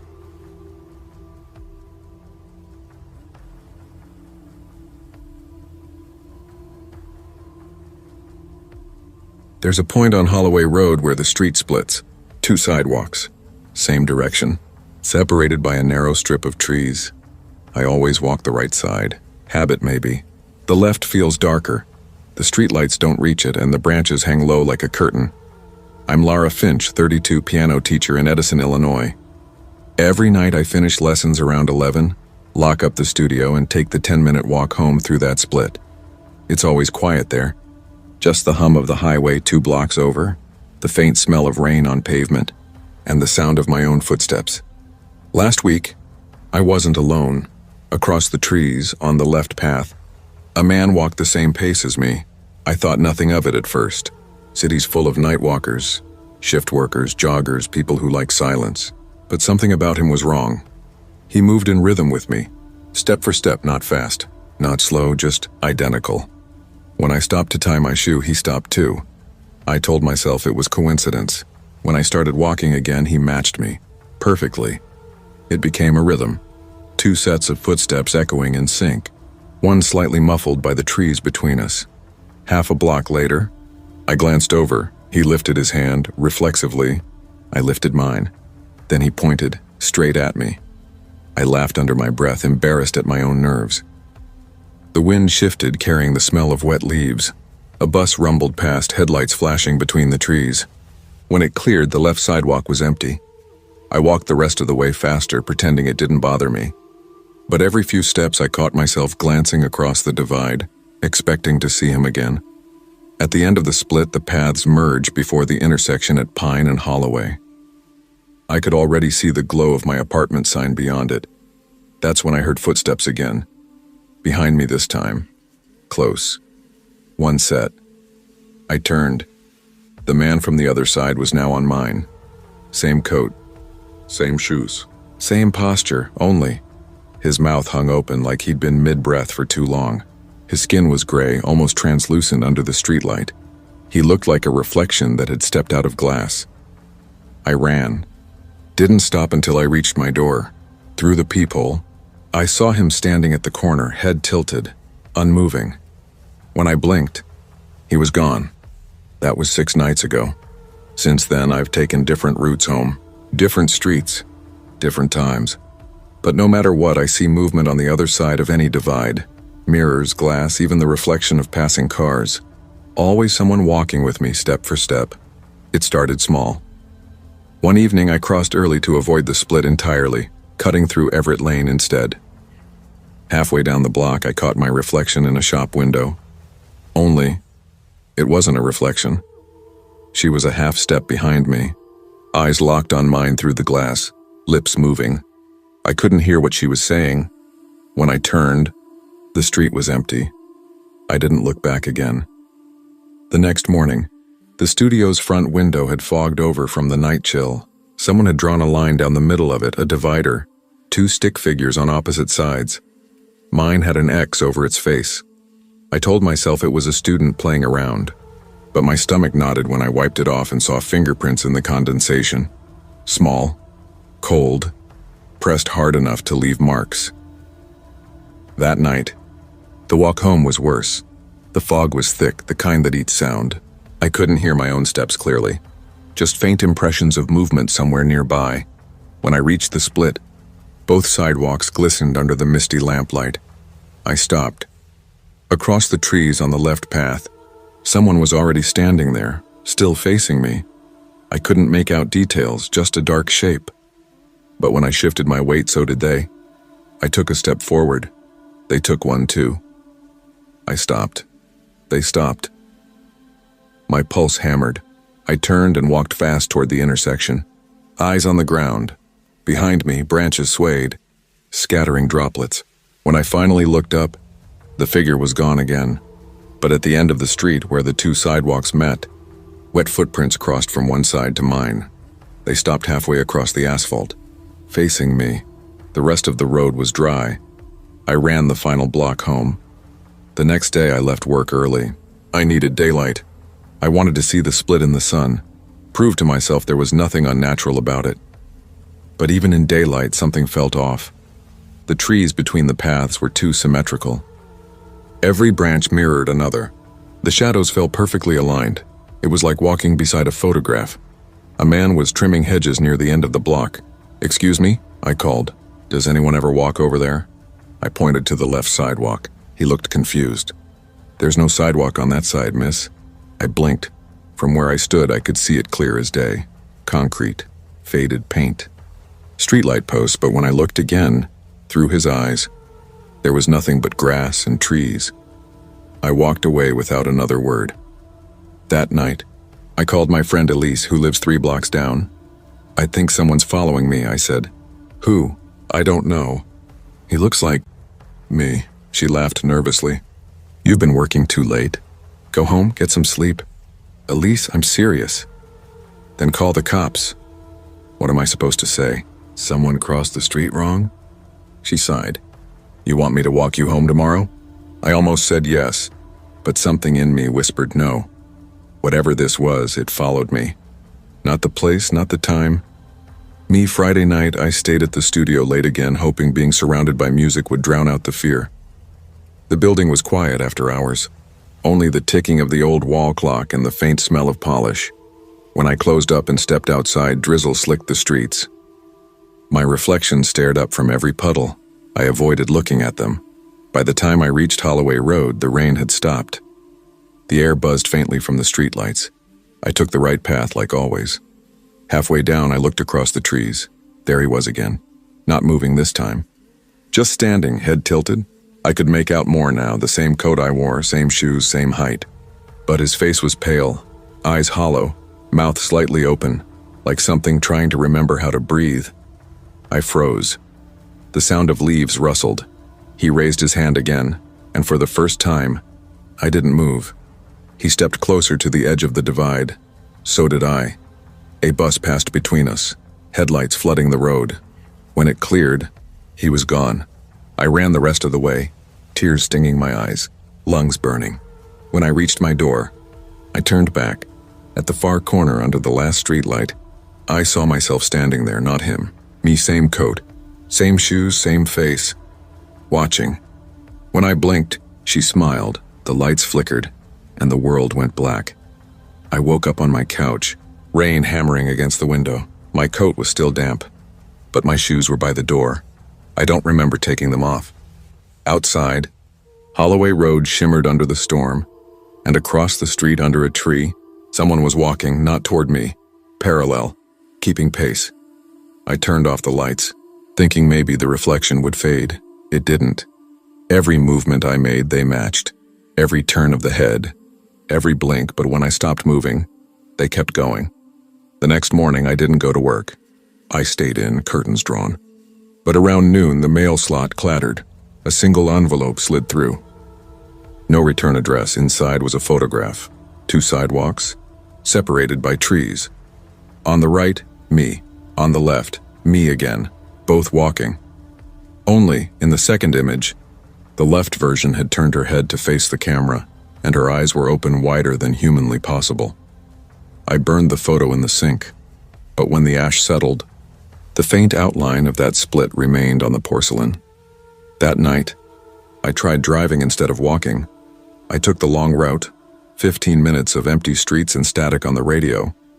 When I turned onto Holloway Road, the headlights caught something. In the distance, a figure crossing slowly from the left to the right sidewalk. My stomach dropped. I slammed the brakes. The figure vanished.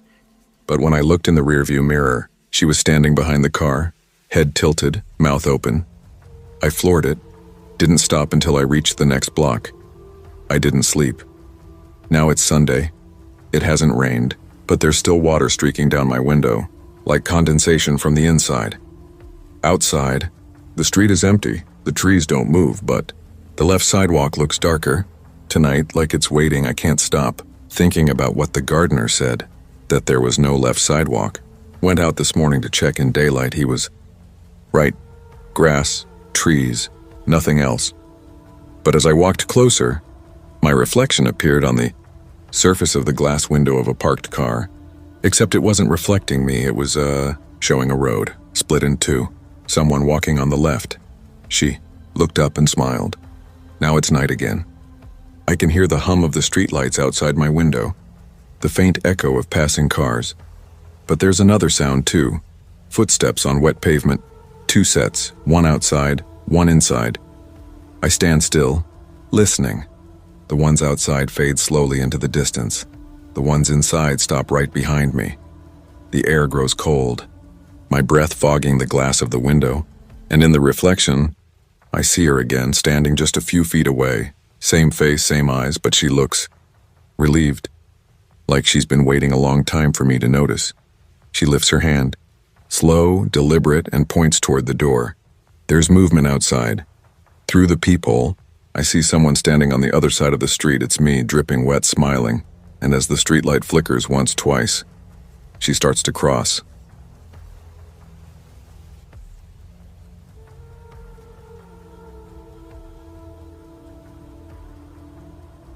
Rain makes every sound heavier. Every step echoes longer than it should. Every breath hangs in the air. I'm Natalie Hurst, 27, copywriter in Brooklyn, New York, and I hate walking home in the rain. The city feels lonelier when it's wet, like every street's been abandoned except for the puddles and the flicker of lights in empty windows. That night, the rain had been falling since sunset.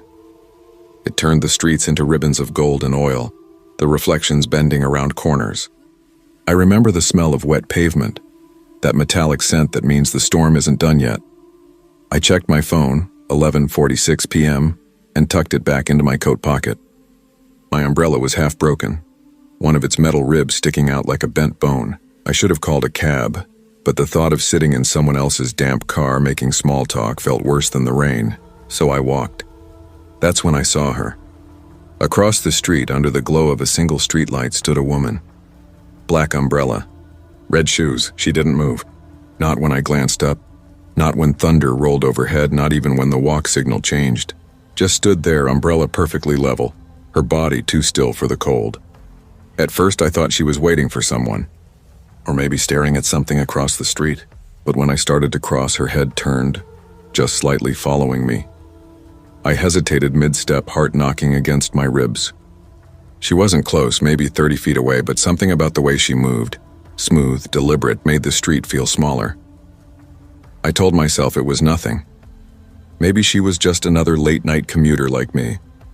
When I reached the other side, I turned the corner toward my apartment. The city was quiet except for the hiss of rain. And then I heard it. Tap, tap, tap. The sound of heels behind me, light but steady. I glanced over my shoulder. The street was empty. Tap, tap, tap. It came again, closer now, matching my pace. I sped up. The sound followed. I stopped. Silence. Then, faintly, the sound of water shifting beside me, like someone stepping into a puddle. Before I could move, the rain stopped hitting my coat. I looked up. A black umbrella was open above me. She was standing there, close enough that I could see the faint reflection of streetlight glinting off her red shoes. The umbrella tilted just enough to cast her face in shadow. "Thanks," I whispered, voice thin. She didn't respond. Her hand, pale and slender, gripped the handle tight. The knuckles looked bruised. The air felt colder under that umbrella, like standing inside a refrigerator. I stepped back, letting the rain hit me again. Her head tilted, following me in that same slow, deliberate motion. And for the first time, I saw her reflection in the puddle at our feet. It wasn't right. The umbrella was there. The shoes were there, but the space where her face should have been was hollow, a blur like smoke caught in glass. I ran. Didn't look back until I reached my building. The lobby lights flickered when I slammed the door behind me. Through the window, I could still see the street. She stood exactly where I'd left her, umbrella now closed. Red shoes glinting beneath the streetlight. Lightning flashed, and she was gone. That was 3 nights ago. It hasn't rained since, but every night around midnight I hear it. Soft drops tapping against my window, even when the sky's clear. The first time I thought maybe it was plumbing. The second time I looked outside, across the street, In the empty lot, an umbrella stood open, black fabric, motionless despite the wind. 2 red shoes just visible beneath, always facing my building. The next morning, I told Sophie, my neighbor. She's friendly, loud, always in the hall watering her plants. "There's no one across the street," she said when I pointed. "That building's been empty for years." She peered through my window. Probably just trash, a tarp or something, but I knew what I saw. That night, I tried to ignore it. Closed the blinds, turned on music, poured wine until the world felt fuzzy. At 12:03 a.m., the music stuttered, then the faint patter of rain began again. I stood frozen. The clock on my microwave blinked 12:14.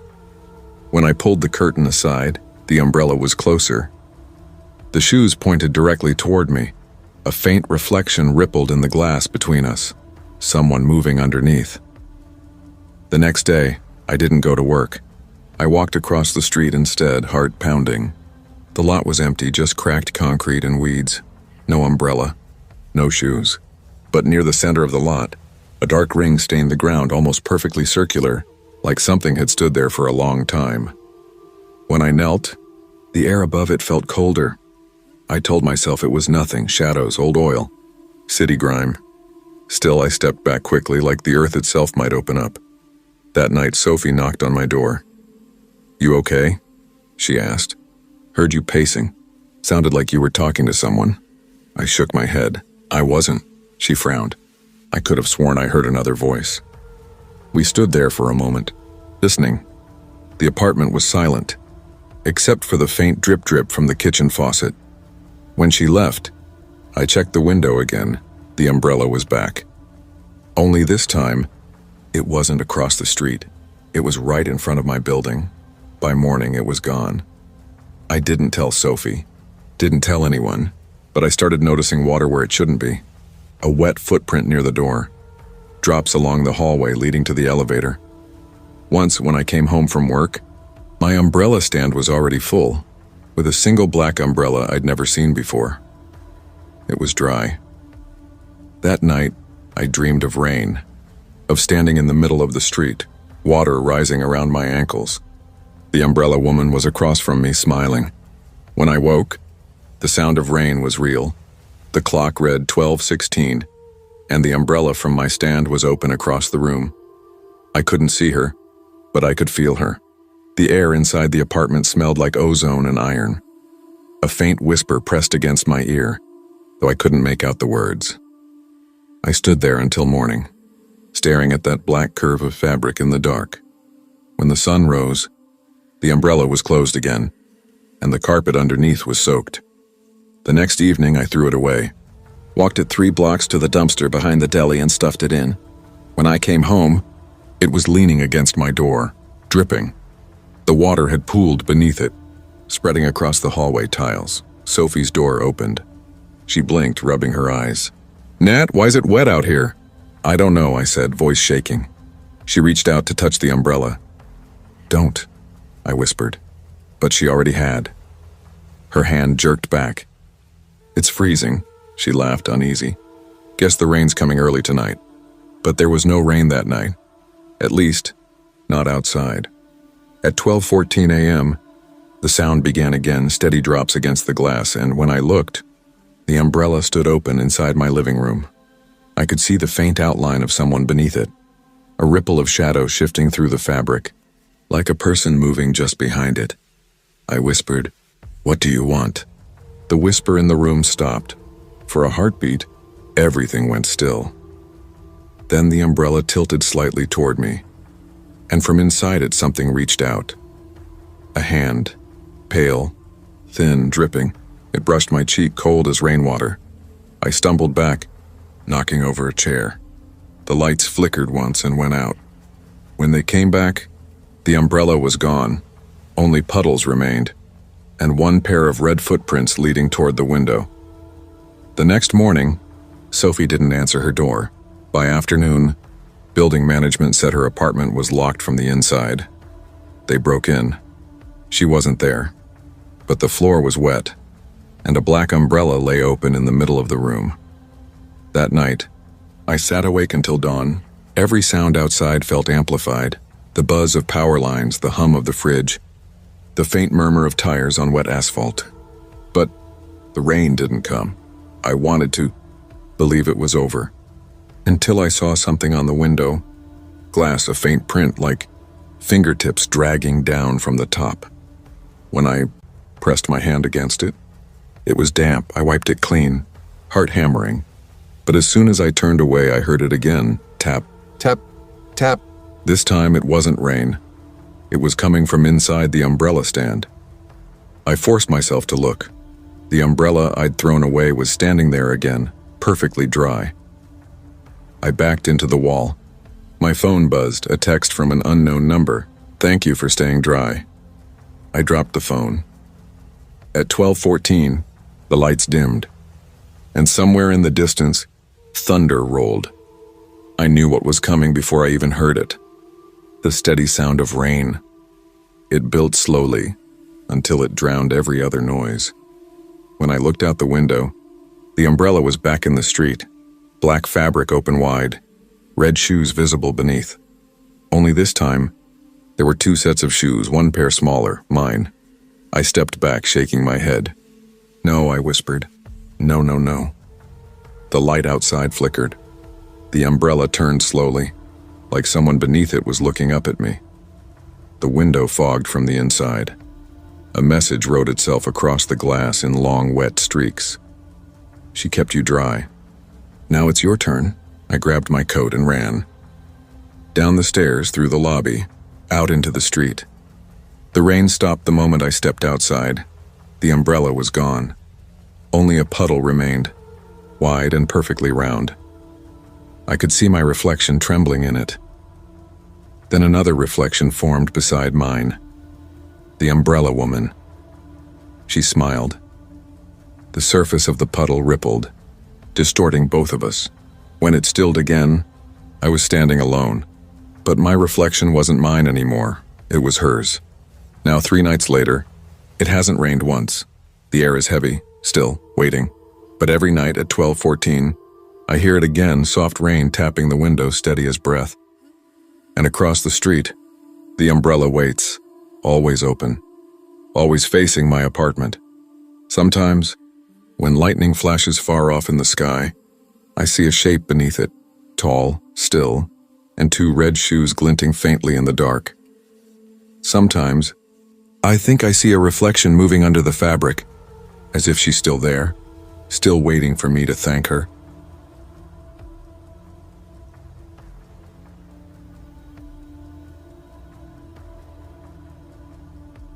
You know that sound your door makes when it settles? A soft click in the wood, harmless, ordinary. That's what I thought it was. I'm Rachel Voss, 34 night shift dispatcher in Plainfield, Illinois. I live alone in a ground floor apartment, small, quiet, easy to keep safe. I lock the door twice every night, always. Last Sunday, I got home at 2:17 a.m., rain on my jacket, keys jingling.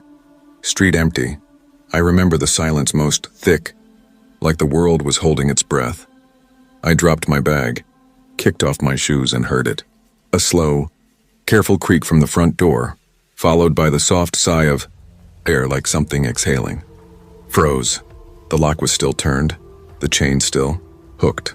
Then the door moved, just enough to open a sliver. I waited, nothing. The hall outside was empty, but the smell of rain and metal drifted in. I pushed the door shut, locked it again, checked every window. Everything was fine, except the living room light was on. I was sure I'd left it off. On the coffee table, my keys were neatly laid out in a line, not dropped, arranged. My chest tightened. I backed toward the kitchen, grabbed the nearest knife, and called out, "Who's here?" The fridge hummed. Nothing else. Then the TV clicked on, static, low and steady. No image, just sound. From the doorway reflection on the screen, I could see someone standing behind me. Tall, still, head tilted toward the floor. I turned, no one there. The TV switched off by itself. The remote lay on the couch, and next to it my coat, hanging up, dripping. I hadn't hung it. By morning, I convinced myself it was exhaustion. Night shifts blur things. You see what you expect to see. But that evening, when I came home again, the door was already open. The lights were on, and my coat was waiting on the hook. Still wet. I closed the door and locked it, twice. The rest of the night, every sound made me flinch. The hum of the fridge, the tick of the thermostat. Around 3, I started hearing faint knocks. Not loud, not rhythmic, just tiny taps like fingernails on wood. I checked the door. Nothing. When I looked through the peephole, the hallway light was flickering. Each time it dimmed, I thought I saw a shadow move across the floor, but it was gone before I could focus. I barely slept. The next day I called maintenance. Told them the latch was loose, that the door kept shifting in the frame. The guy came by around noon, checked it, and said everything was solid. It's not the hinges, he said. Could be temperature change. Old wood swells. He smiled, friendly but distracted, and left. That night, it happened again. The same soft creak, the sigh of air, and the faint vibration under my feet like something moving on the other side. I told myself not to look, but I did. The door was opening. Slowly, carefully, as though someone was testing how quiet they could be. I watched the chain stretch to its limit. The gap widened half an inch, then stopped. I stared at that thin strip of darkness between door and frame until my eyes burned. And from the gap, I heard breathing. Not steady. Not human, like someone trying to imitate it. I slammed it shut, threw the bolt, pressed my back against it until morning. When the sun came up, I found something wedged between the threshold and the floor. A scrap of paper, half torn, soggy from rain. Only 2 words written in uneven pencil. Let me. That was all. I didn't tell anyone. What could I say? I kept working my shifts, pretending everything was fine. But I stopped sleeping properly. I started hearing that same soft creak in other places. The dispatch office door when no one walked through. The locker room hinges, even my car when it cooled after driving home. Wednesday night, I came home to find the porch light flickering. I stepped inside and froze. The air smelled like my perfume, stronger than usual. Too strong, like it had been sprayed again and again in the same spot. The bottle was on the floor by the couch, cap off, half empty. My hands shook as I picked it up. That's when I noticed the photo frame on the mantel. The one of my parents. It was turned around, facing the wall. I didn't move it. My phone buzzed in my pocket. Unknown number. No caller ID. I answered anyway. Only static. Then, faintly under it, my own voice. Rachel. I hung up, turned the phone off, unplugged the landline. The silence after that was almost worse. That night I dreamed of my door. It was wide open. The chain hung broken. Rain poured in, soaking the rug. I stood there watching it, unable to move. Something in the dark shifted, tall, slow, familiar. When lightning flashed, I saw myself standing outside, wet hair plastered to my face, mouth open, whispering words I couldn't hear. Then the dream ended with the door slamming in my face. When I woke, the rug by the real door was damp. I tried telling myself the window leaked, but the window was dry. I took a photo. In the picture, faint footprints led away from the door toward the living room. Bare, narrow, facing inward. I deleted the photo. By Thursday, I stopped using the main door altogether. I started entering through the back, kitchen side, smaller, newer lock, but the front one still moved on its own. Every night around 2, I'd hear the same slow creak, the same sigh of air, the same faint whisper that might have been wind. On Friday, I stayed late at work. Told myself I'd sleep at the office couch if I had to. But dispatch gets quiet after 1. The hum of the monitors becomes like white noise. You start hearing things underneath it. Tiny patterns. Phantom voices from radio static. Around 2:15 a.m., one of the open lines clicked live. No caller ID, no station code. Just a faint sound. Breathing. Then a voice. Mine. I'm home. I ended the line. Pulled the headset off. My pulse pounded so hard it hurt. I drove home at 3 a.m. because I didn't know what else to do. When I pulled into the lot, I saw it immediately. The door to my apartment was wide open, every light inside was on, and on the porch, a pair of wet footprints led straight in. I sat in the car for 10 minutes before getting out. Inside, everything looked untouched. The rug had dried. The furniture was still. The air smelled faintly of rain. But when I looked toward the couch, my phone was there, plugged in, charging. I'd left it in my purse. The screen lit up with a single notification. Recording saved, 2:17 a.m. My stomach turned. I played it. At first, just ambient noise, keys clinking, shoes on tile. Then the creak, the sigh, and my own voice whispering, "It's okay now." I dropped the phone. It kept playing, muffled on the rug. Footsteps followed, slow, deliberate, then the sound of the chain sliding off its latch. And finally, a voice, not mine, lower, rougher, "Thank you." I unplugged the phone, left the apartment, and spent the night in my car again. When daylight came, I went back inside. The front door was closed, locked.